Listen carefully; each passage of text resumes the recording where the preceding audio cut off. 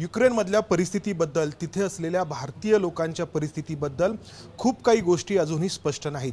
याबाबत काही स्पष्टता सरकारच्या पातळीवरती आहे का, हे आपण जाणून घेणार आहोत। आपल्यासोबत केंद्रीय परराष्ट्र राज्यमंत्री व्ही मुरलीधरन आहेत।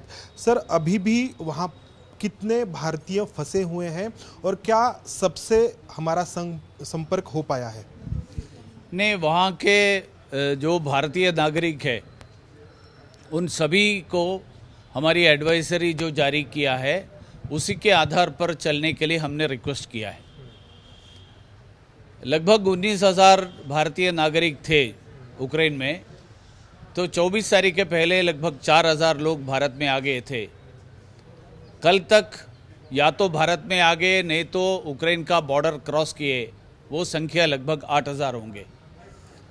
तो इसका मतलब है कि वहाँ करीब 7,000 तक अभी भी यूक्रेन में है।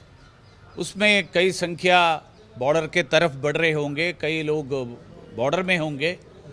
तो उनको समय समय पर अपने एम्बेसी के तरफ से जो एडवाइजरी जारी करता है उसके आधार पर बॉर्डर क्रॉस करके पड़ोसी देशों के माध्यम से भारत आ सकेंगे। सर, और एक छात्र की वहाँ पर मौत हुई है, ऐसी अभी जानकारी आ रही है। आपके पास इस तरीके की कोई जानकारी है?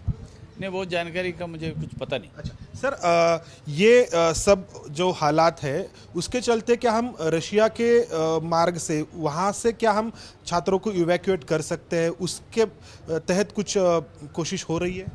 नहीं, हमने रिक्वेस्ट तो किया है, लेकिन परिस्थिति देखकर उसके आधार पर तय करना पड़ेगा। सर, अभी ये जो हालात बने हैं उसके बाद ये कहा जा रहा है कि हमने देरी की, हमने एक्शन लेने में देरी की, हम सिर्फ एडवाइजरी इशू करते रहे, लेकिन जो एक्शन लेना था वो समय पे नहीं हुआ।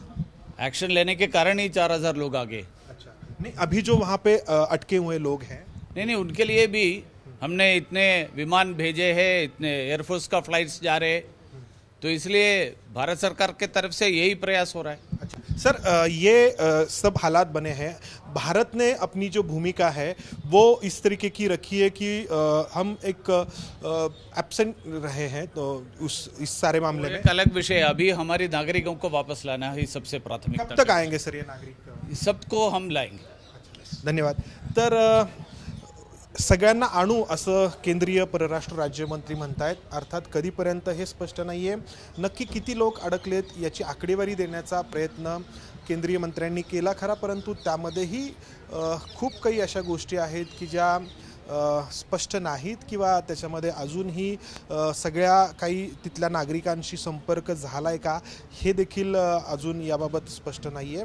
त्यामुळे साहजिकच इथल्या त्यांच्या नागरिकांमध्ये अजूनही संशयाचं, भीतीचं वातावरण आहे।